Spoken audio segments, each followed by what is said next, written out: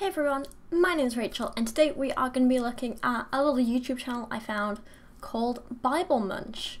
And I actually really do appreciate the kind of premise behind this channel because they focus on short clips about Christianity and Christian teachings without too much padding. They're quick, simple answers to kind of questions, and I like that.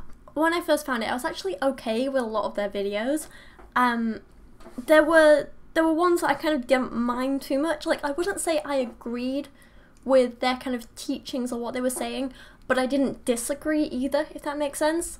There was one in particular that talked about how people shouldn't judge others based on their sins because it's like not their place, and that we shouldn't withhold like love and caring for other people just because of things they might have done wrong in the past, or because they have a lifestyle that you don't agree with. So I liked that, but then I started to watch a few more videos and my opinion of the channel started to kind of like dip a bit.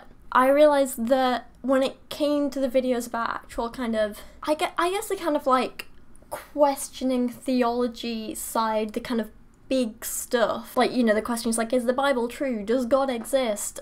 That kind of thing. The guy hosting it was either just giving non-answers or really vague, basic answers, or in some cases just big, bad, flawed answers. And then I started to watch a few more of their kind of like teaching ones, and I don't know, I got a bit of a weird feeling from some of them. So we're going to be looking at a couple of their videos today, and then I'm just going to be sharing my opinion, and then I'll ask you guys what you think. Also, it's really warm, so I'm going to lose the jumper. Genuinely don't know how this flat gets so hot. Alright, the first video we are going to be looking at is called Is the Bible True? Or Evidence for the Bible. So I am kind of willing, with the videos like this that do look at the big questions, I kind of want to give them a little bit of like benefit of the doubt, if that makes sense, because these are short videos, right? You can't go into too much detail when you've got 2 minutes. You can't give like 10 in-depth, flawless reasons in 2 minutes, can you? However, I do feel if you've got a short amount of time and you're making a short video and you just want to include one reason, you pick a better one than the one that he did. It's quite bad. This is quite long, but here is his explanation for why he believes the entire Bible is true, flawless, it actually happened. Is the Bible true, or is the Bible reliable? I have a bunch of reasons why I believe it is. Now here's one. It's the story of David and Bathsheba. It's a familiar story known to most. David, who was probably supposed to be at war with his troops, but instead is found at home in the palace on his couch. He inevitably gets up, takes a long stroll on the roof, and from there he sees a beautiful woman bathing. He allows what could have been just an innocent look to turn into lust, and then as king, he demands to have her. So David gave into lust, which led into an affair and a pregnancy, which then led to lies and an attempted cover-up, but ultimately ended up in murder.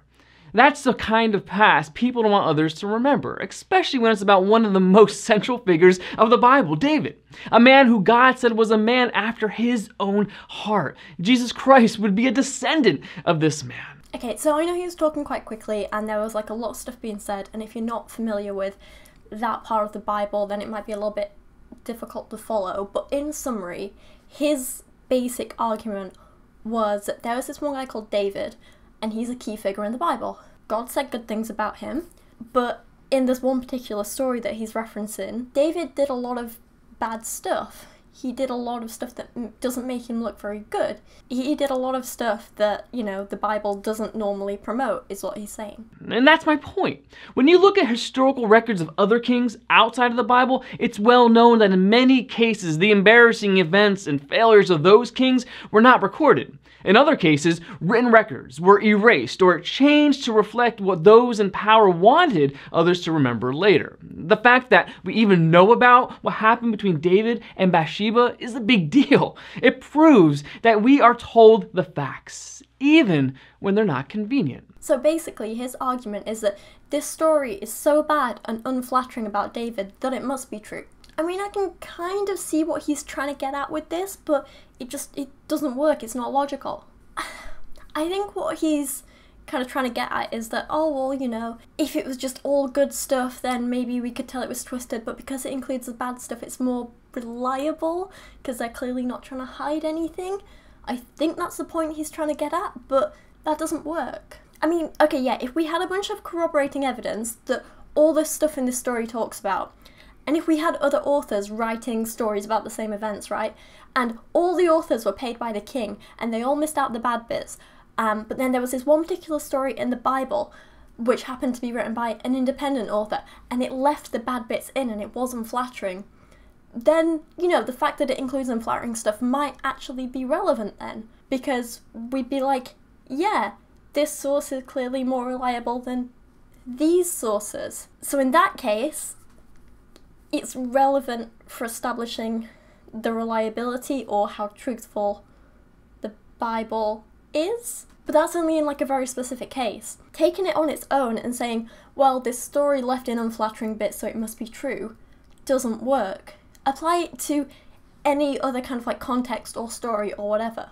Like, you guys know the story of like the Emperor's New Clothes, right? Where like a tailor comes to town and he tells the Emperor that he's like dressing him in the finest fabrics and blah blah blah. And he's tricking the Emperor, and the Emperor's actually naked, and he parades through town naked, right? Because the Emperor doesn't want to admit that he can't see the fabric. And anyway, basically, it's an unflattering, embarrassing story about the Emperor. You could also argue, by this guy's logic, that that story's really unflattering. It makes the Emperor look really bad, so it must have happened. You see what I mean? So yeah, this was kind of like the turning point. This was the video I found that made me think that maybe this guy has some pretty terrible ideas. Okay, next video. The next one is called Does God Exist? Is God Real? A big, important question, but also a pretty standard one. So he basically opens by saying, oh, it's so scary when you ask us to prove God, but it doesn't faze God. He has a simple answer and says that only fools don't believe in him, which isn't really proof of God, but I think he's trying to set something up, so, you know. He then goes on to say this. And as big of a deal as we make out of that question, God hardly makes any. In fact, in his word, in Psalm chapter 14, verse 1, it says, the fool says in his heart, there is no God.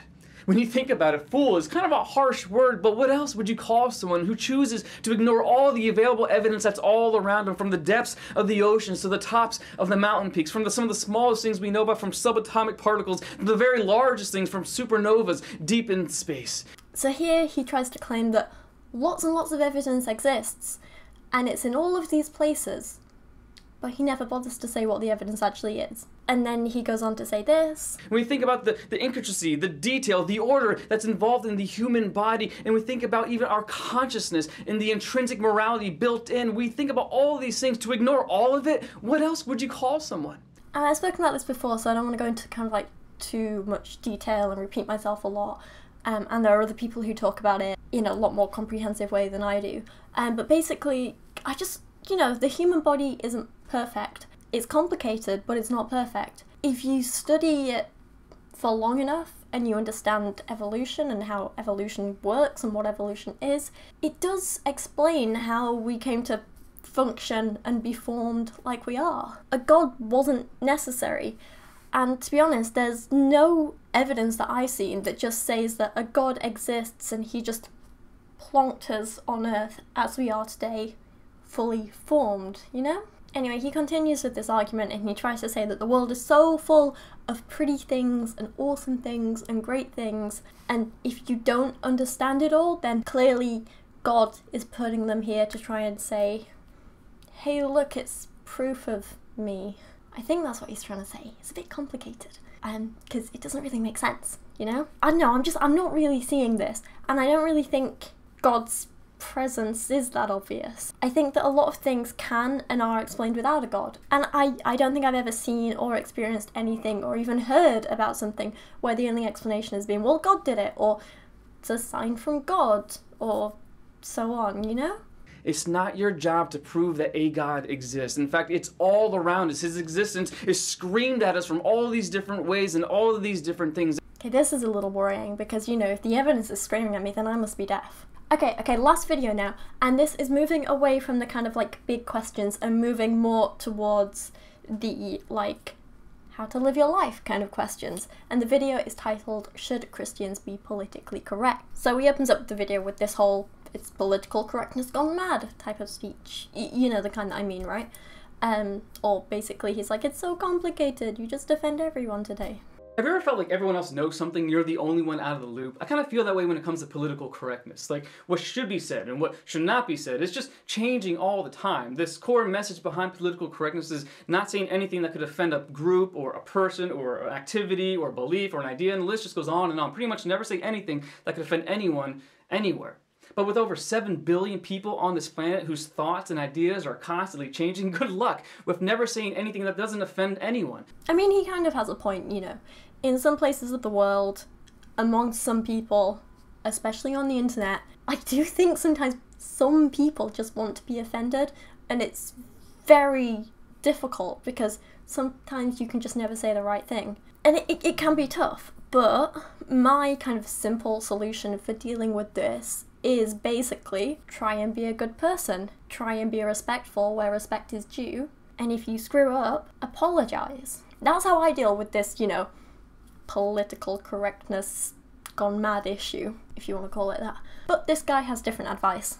So it's an impossible expectation, and it's one that the Apostle Peter and John just never got the memo on. In Acts 3:15, it's just after Jesus' death and resurrection, these apostles, they're addressing this large crowd of people, and they say, "You killed the author of life." I'm pretty sure that message offended almost everyone there. We know it did because in chapter 4, they're actually arrested for it. So the point is this: even if it's hard to hear, even if it's not politically correct, we are called to speak the truth in love. So when it comes between being politically correct or speaking the truth in love as a Christian, choose Christ every time, and that's today's Bible Munch. So, in summary, if you have to choose between being politically correct and speaking the truth as a Christian, choose Christ every time. This is where I have a really big issue with, like, his teachings or, like, his life's advice kind of stuff, because this statement is the Christian equivalent of "I'm just being honest." You know what I mean? So you have those girls who they'll say something mean and then just turn around and be like, "I'm just being honest." Don't laugh at my voice. But like, okay, so they'll like come up to you and be like, "Your shoes are ugly. Just being honest." Basically, the kind of people who hide behind "I'm just being honest" as an excuse to be mean, to be rude, to say things you wouldn't normally say, to just lack consideration for others and hide behind, "I'm just being honest." I really, really hate people like that. And this, to me, is just the Christian equivalent of that. To me, it feels like a big cop-out for, well, if I'm homophobic or sexist or racist or I condone slavery or I beat my children or this, you can't blame me. I'm just being honest for Jesus. Do you know what I mean? Like, yeah, it rubbed me the wrong way. And I didn't like it. I don't know, maybe I am being too picky with this guy and his videos and his channel. I mean, he's by no means the worst or the stupidest or the most offensive channel or even just religious channel on YouTube. And while I don't necessarily agree with the things he says, I don't completely oppose everything he says. I think there are a couple of little, not necessarily gems on the channel, but there are a couple of little slightly less deformed pebbles, you know? I don't want to be rude to this guy. Yeah. No, it's a weird one. These were a couple of videos that I had a couple of issues with. Like I say, by no means the worst I've ever seen, but also I thought it would be an interesting little conversation for us to have. But let me know your thoughts on everything this guy said, on my thoughts on his thoughts. Let me know your kind of thoughts on the whole "the Bible must be true because it's so unflattering" argument. Let me know your thoughts on the "God exists because he says you're a fool if you don't believe in him" argument. And let me know your thoughts on "I'm just being honest for Jesus" argument. Promise I'll never do that voice again, I'm so sorry. That's my like annoying girl voice. Actually, this is also my annoying girl voice because I'm an annoying girl, but not the point. Anyway, I'm gonna stop rambling and doing annoying voices now. But for now, thank you so much for watching this video. Sorry my uploads have been a little bit sparse recently. I've had a lot of little work bits on, and I'm working on some amazing collaborations with some amazing people. And also a very big, very exciting project with Holy Kool-Aid and Rationality Rules, which isn't YouTube based, it's something else. I don't want to say too much for now, but it's very, very exciting, and I love those two, and working with them is amazing so far, and they're wonderful. And if you haven't watched any of their videos, I'll link their channels below because they're great. Anyway, now I'm just gushing over people and being a little bit of a fangirl, but please forgive me for that because they're great. But anyway, I'm gonna wrap this up here. For now, thank you so much for watching. Please leave all your comments and thoughts down below and I will read them because I like reading them and you guys are awesome. And for now, thank you for watching and listening to me ramble, and I'll see you again soon. A huge thank you to everyone supporting me on Patreon this month, including Secular Reason, Lachie Scott, Jadeon Sheppard, Jared Moore, Sir Michael Moore and Matthew Meinema, plus everyone else who's mentioned on the end screen here and down in the description below. Like, I cannot thank you all enough, you're all incredible.